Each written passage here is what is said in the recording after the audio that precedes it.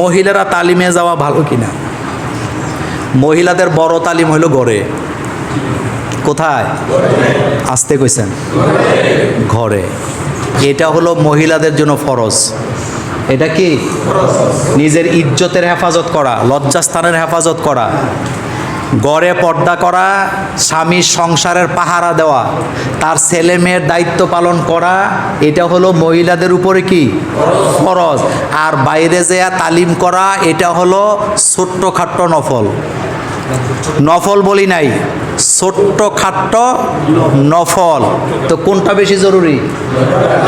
কিন্তু ইদানিং কিছু মহিলা বাইরেছে, স্বামীর খেদমতের খবর নাই, ছেলে মেয়ের দায়িত্ব নাই, লেখাপড়া নাই, সকালবেলা নাস্তা বানানো নাই, বিকালবেলা স্বামীর জন্য রান্না নাই, উনি তালিম কইরা জান্নাতে যাইতে চায়।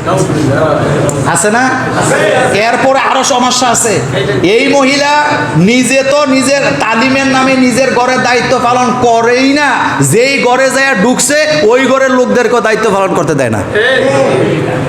এই ইসলাম মহিলাদের উপরে দেয় নাই। আপনার স্বামী সবার আগে। রাসূলুল্লাহ সাল্লাল্লাহু আলাইহি সাল্লাম বলেছেন, নারী আল্লাহ ছাড়া কাউকে যদি সেজদা করা জায়েজ থাকতো, নারীদেরকে বলতাম তারা যেন তাদের স্বামীদেরকে সেজদা করে।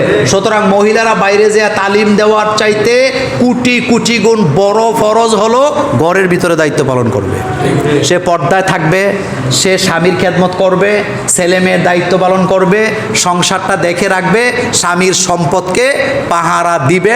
এটা হলো একটা নারীর উপরে ফরজ, ফরজ, ফরজ।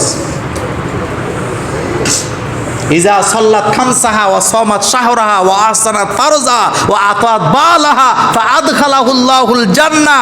আল্লাহ পাক বলেন, যেই নারী তার ঘর পাহারা দিবে, লজ্জাস্থানের হেফাজত করবে, স্বামীর সম্পদ পাহারাদার হবে, স্বামীর খেদমত করবে, 5 ওয়াক্ত নামাজ আদায় করবে, রমজানে রোজা রাখবে, আল্লাহ বলেন আমার দায়িত্ব ওই মহিলাকে জান্নাত দিয়ে দেব। তালিম করেন মাঝে মধ্যে নিজের ঘরে, কোনো অসুবিধা নাই, সেটা অল্প সময়ের জন্য। কিন্তু ডেলি বাইরে যাইতে হবে, ব্যাগ কান্দে লইয়া ঘুরতে হবে, এটা নারীদের জন্য কি হবে না? জায়েজ হবে না।